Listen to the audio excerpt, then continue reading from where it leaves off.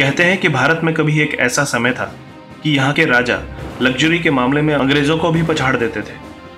बात हीरे जवाहरात की हो या फिर महंगी गाड़ियों की, भारत के राजा अपनी अमीरी दिखाने में किसी से पीछे नहीं रहे। ऐसे ही एक राजा थे महाराजा जयसिंह प्रभाकर। अलवर के महाराजा ने लग्जरी कार बनाने वाली कंपनी रोल्स रॉयस को जब अपना गुरूर दिखाया तो वो भी उसे देखकर दंग रह गए। उन्होंने रोल्स रॉयस को घुटनों पर ला दिया था। महाराजा जयसिंह प्रभाकर ने आखिर ऐसा क्यों किया, चलिए जानते हैं। ये बात है 1920 की, जब महाराजा जयसिंह अपने देश से दूर लंदन में अपना समय व्यतीत कर रहे थे। भारत में तो वो सोने से लदे और बड़े काफिलों में घुमा करते थे, लेकिन लंदन में वो एक आम जीवन बिता रहे थे। माना जाता है कि इस कारण ही उन्होंने कोई शाही पोशाक नहीं पहनी थी और ना ही उनके साथ दर्जनों नौकर थे। वो बस अकेले ही लंदन की सड़कों पर घूम रहे थे। एक दिन ऐसे ही घूमते हुए उन्हें एक सड़क किनारे रोल्स रॉयस का शोरूम दिखाई दिया। माना जाता है कि जयसिंह लग्जरी गाड़ियों के बहुत शौकीन थे। शोरूम में नई रोल्स रॉयस को देखते ही उन्होंने उसे लेने का फैसला कर लिया और बढ़ गए शोरूम की ओर। अपनी पसंदीदा रोल्स रॉयस को लेने के लिए जयसिंह इतने उतावले थे कि उसी वक्त उसे खरीदने की फिराक में दुकान में घुस गए।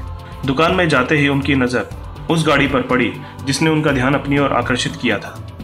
वो उस गाड़ी को निहारने लगे और अब उनके फीचर्स और दाम के बारे में जानने के इच्छुक थे।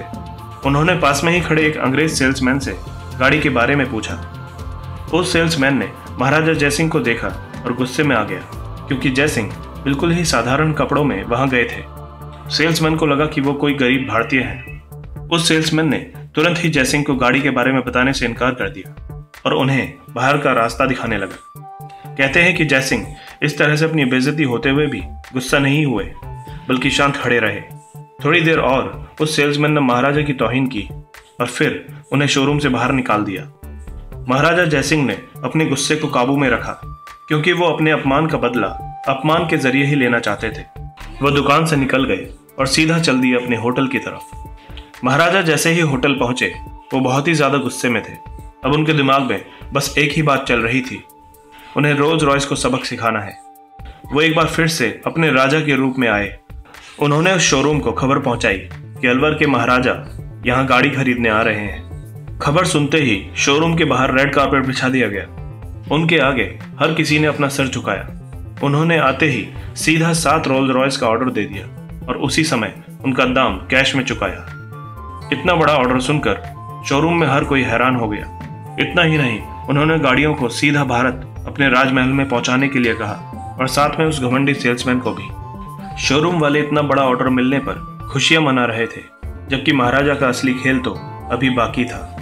गाड़ियां जैसे ही भारत पहुंची, महाराजा ने अपना खेल शुरू कर दिया। उन्होंने सभी गाड़ियों को नगर पालिका को दे दिया और कहा कि आज से शहर का सारा कचरा इन्हीं गाड़ियों में उठाया जाएगा। और ये सुनते ही उस सेल्समैन के पैरों तले जमीन खिसक गई। जैसे ही ये काम शुरू हुआ, इसकी खबर जंगल की आग की तरह हर जगह फैल गई।